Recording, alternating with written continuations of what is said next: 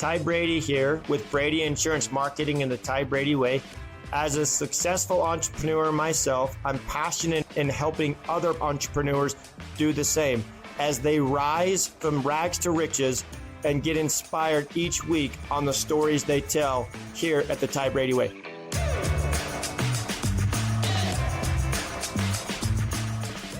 Welcome back to another episode of the Ty Brady Way. You know, by popular request, we have Mike Brady on the show again. And some people asked, you know, they would like to hear some stories, and I don't know, good, bad, and different.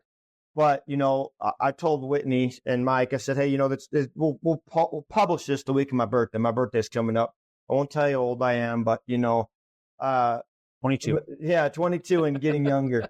But, you know, Mike, we have 8 sisters and 2 brothers, right? And for me, I have 7 older sisters. You have, 7 younger sisters, right? That's how that works?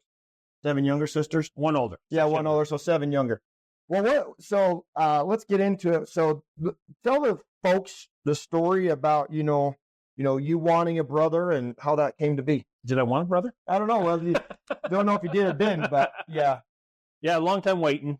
So I remember when we were always waiting, you go through all those kids. And of course, back then you didn't have paternity stuff. So you didn't know, like you do now, you're 2 months in and you know what you're having and how many and all that. So, but I still remember, Dad had to travel like 4 hours from Vernal back to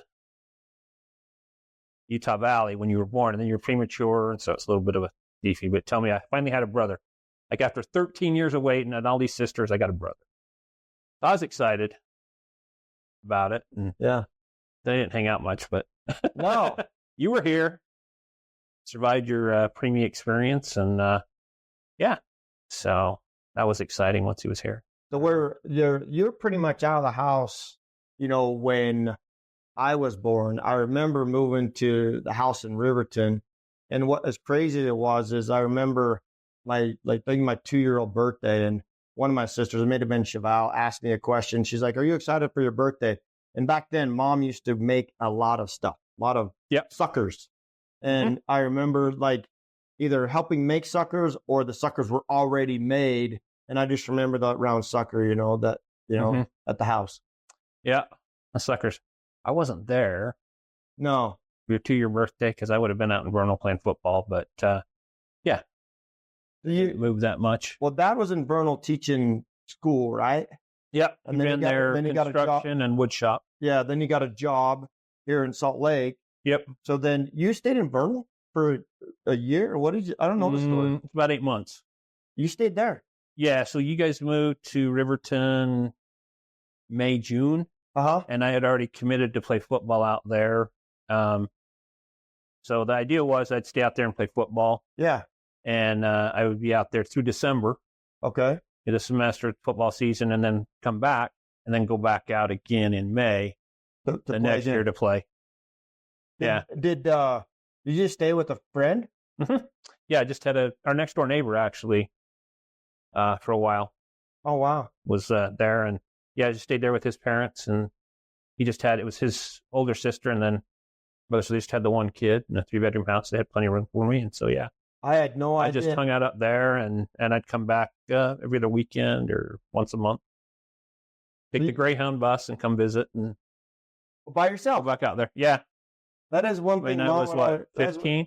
One thing Mom has to teach is self-reliance, right? Yep. She's like, you figure it out. You figure it out. You gotta do it on your own. How many times I was abandoned at the school for hours and hours and hours, or walking home, or not abandoned, but I say abandoned because she's like, "I'll come get you," and then when she didn't show up, like 20 minutes, I realized I'm walking.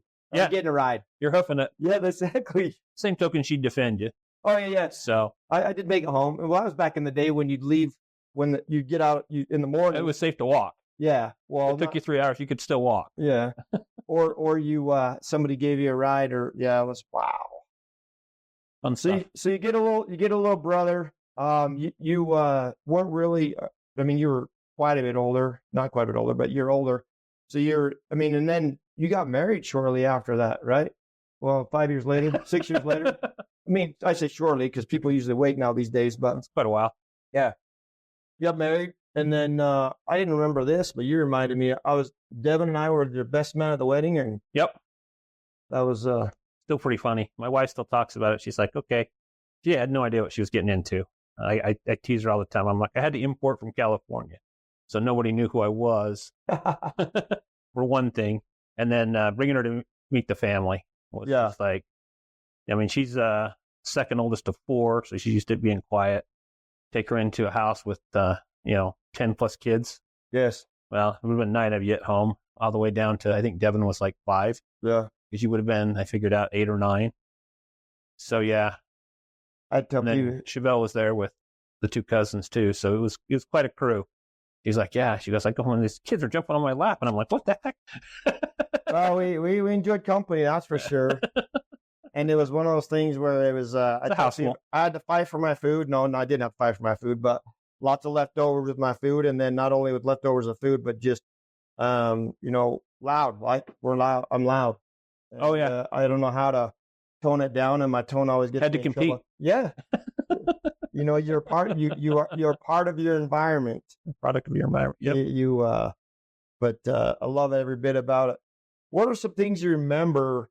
Growing up with having younger siblings. Younger brother was little. I remember you taking me fishing all the time. Oh yeah. I mean those.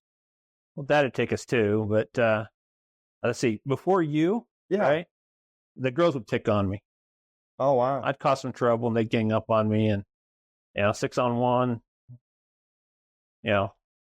Torture. Had to do that. So finally, you got there, and I'm like, oh, I got some chances, right? Yeah, it didn't work. They still won. Oh yeah. But now we kind of, tongue in cheek.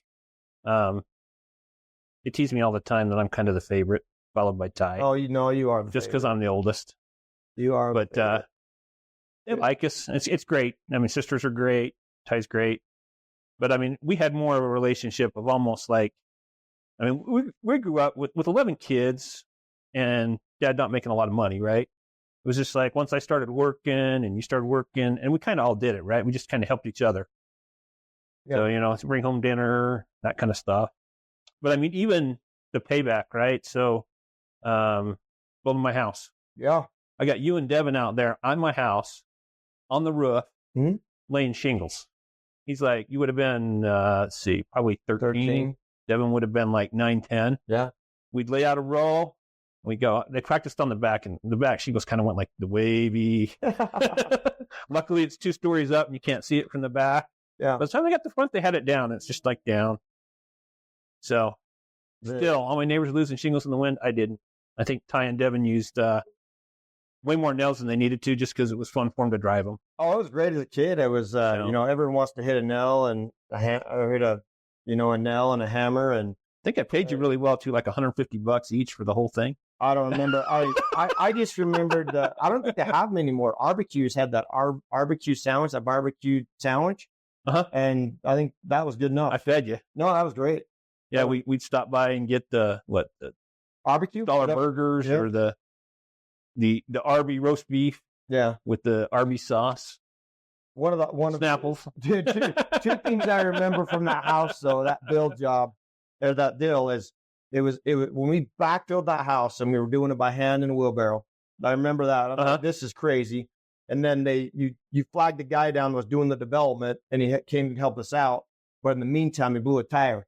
He ran the tire. He ran the tire into one of the ties on the basement, and then I ended up paying him like $1,000. Oh, did you? I did. I renegotiated with the developer because it didn't have it in the contract. So I paid him. I wasn't that much, maybe $700-800.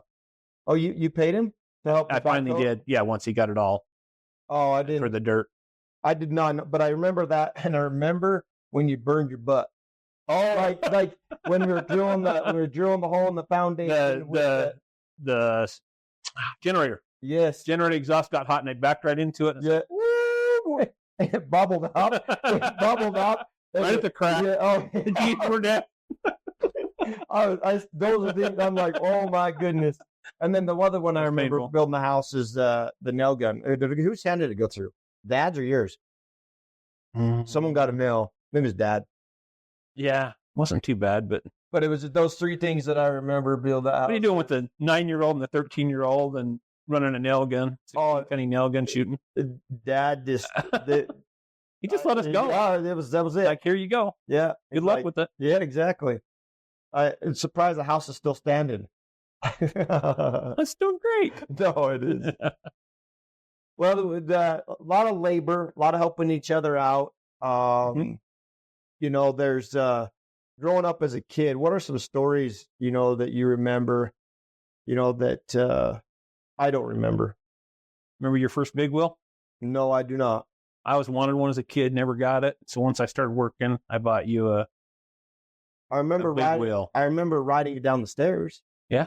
I do remember that. I don't remember getting it. The adventure. Yes.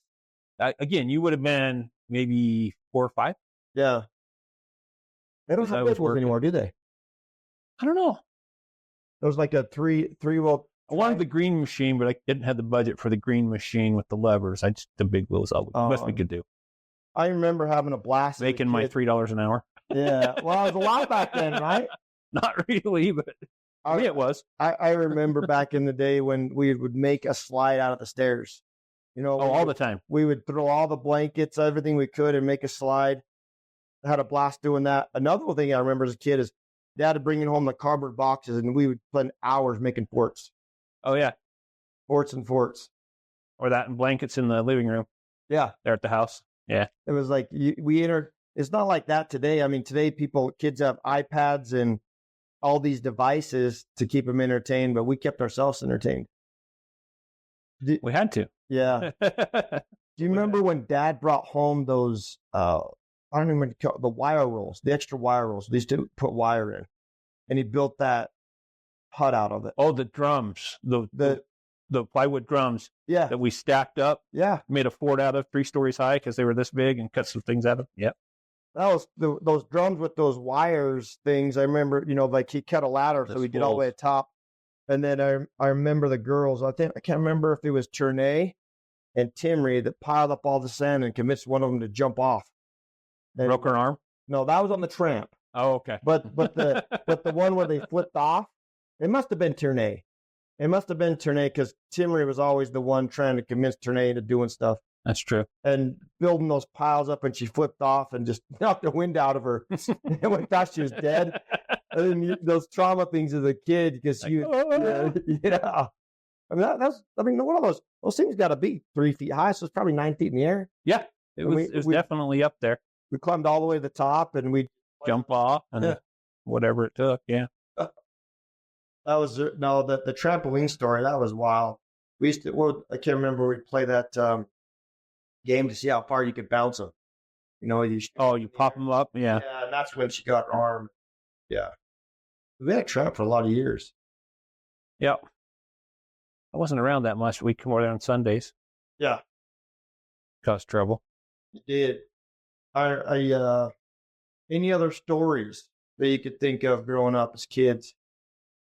Mom was always big on birthday cake, but that's why I don't eat birthday cake. Yeah, I think I got that from Dad. Ice cream. Oh yes, ice cream later. Yeah, it was ice cream. It was cake, and the ice cream cake. Yeah, but Dad doesn't like the frosting. I still don't. I don't either. Like if you want to give me a piece of birthday cake, it's got to be in the middle. Sure. And I'll scrape off half the frosting off the top of it. I just don't like it. I'm not one to have the corner with all the sugar. Mine's the texture. I don't like the texture. Huh. But it seemed like with all the 8 brothers, we always had birthday cake. Seemed like every month there was a birthday. Mm-hmm. There was always something where we're celebrating birthday and then and always the catering gigs, right? Oh, yeah. Mom, you come home and Mom would have this nice wedding cake, and she goes, "You can have that bottom." And then when she brings it home, you realize it's just foam. She's decorated. There's no cake, just the top tiers were cake, and she'd always prank on that stuff. I think when he said I was going to do this podcast show, I reminded me of my mom ran a reception center for years, and it was a venue where you would go and do weddings. And she used, with all these kids, she used us as labor. And we would do, you mentioned it, tying ribbons and bows, or flower arrangements, making boutonnieres. Corsages. The one thing that I remember, the old reception center, because we spent our weekends there. Every weekend. It was. Yep. We do a dance hall in the basement on occasion. I remember being a waiter. I remember, doing all these stuff. But the other one I remember is you get pizza. What's that? You get pizza afterwards. Oh, yeah. Or what was left over that was from the catering. Yeah, if it was something like that, yeah. If it was worth it. But I remember there was an old fountain in there. Mm-hmm. And it was the fiberglass rock. Oh. Always needed to be repaired. Always needed a new pump. It was leaking. It was just that. But it gave that ambiance. Yes, it did. That they liked back in the sound.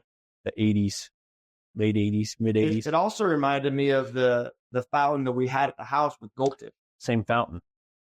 Was it the same fountain? Yep. When she got out of the reception center, we brought that home. And Dad set it outside. Yep. Same problems. Dad fought it forever. Goldfish in it for a while. Yeah. Yep. Wow. Yeah, that came home just about the time right after I got married, I think. The old fountain. Mm-hmm. But growing up as a kid, being a waiter or being a waiter, my mom would be like, "Go find the cutest girl and ask her to dance." I remember dancing with these older ladies, just getting them off getting the dance party started, or learning how to be polite, or how to be. She was big on everyone. You got to introduce yourself. You got to be confident, and you got to do a lot of stuff. I think that's what kind of makes you successful, as well as myself. Just growing up with that kind of work ethic, that kind of determination. I remember I'm a 15-year-old kid, right? And Santa Claus cancels at the school's Christmas party. Well, she goes and gets me a suit and has me do it. She did? Yeah. That's total mom. I'm like 14 years old and I'm out here. I'm doing a Santa Claus gig, for these teachers for the high school. Wow. At some restaurant. It was fun. I didn't complain, but I don't do it now. No, it's not a career. You can grow you a big old beard, right? But just, whatever we needed, right? Yeah. Learn to do with it or do without, and we learned a lot of things. Yeah. From both our parents, dad and mom both, because she was certainly she thought out of the box and was creative and had all these avenues and venues. And then my dad was just, our dad was just, I try to work. Consistent. Yeah. Dad was the hardest working man. And gave you opportunities to work, right? Yeah. The hardest working man I've known. I remember when I went to the Netherlands, a lot of people may not know this. When I was a foreign exchange student, he got that second job at Domino's to pay for it. Uh-huh. And then he did a career at Domino's for over 20 years.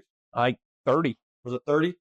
Yeah. But, everybody loved him. In fact, a lot of people I think he started right after we built the house.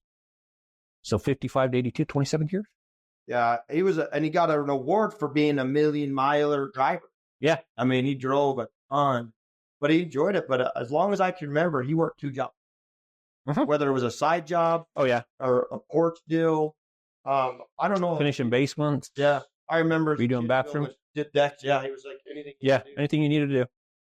At the roof thing, I keep saying, okay, here's what I need. I need this hole put in here and this vent run through here. Mm-hmm. And I'm 8 years old, and he's got to leave it out. Yeah.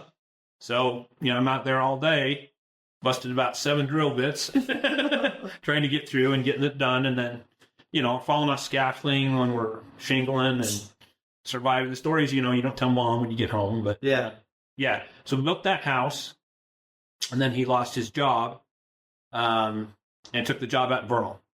Oh, okay. So then we moved to Vernal. Vernal was how long? 4 years. 4 years, 2 houses. Oh, wow. Yeah, so the first house, they'd run some electrical wire underneath the wood-burning stove. And you're at Vernal, so that's how you lived. Was the wood-burning stove is how you heated the house. And he got it so hot one night that wire caught on fire and burned a big hole in the wall. So then we moved down the street about 4 blocks right before you were born.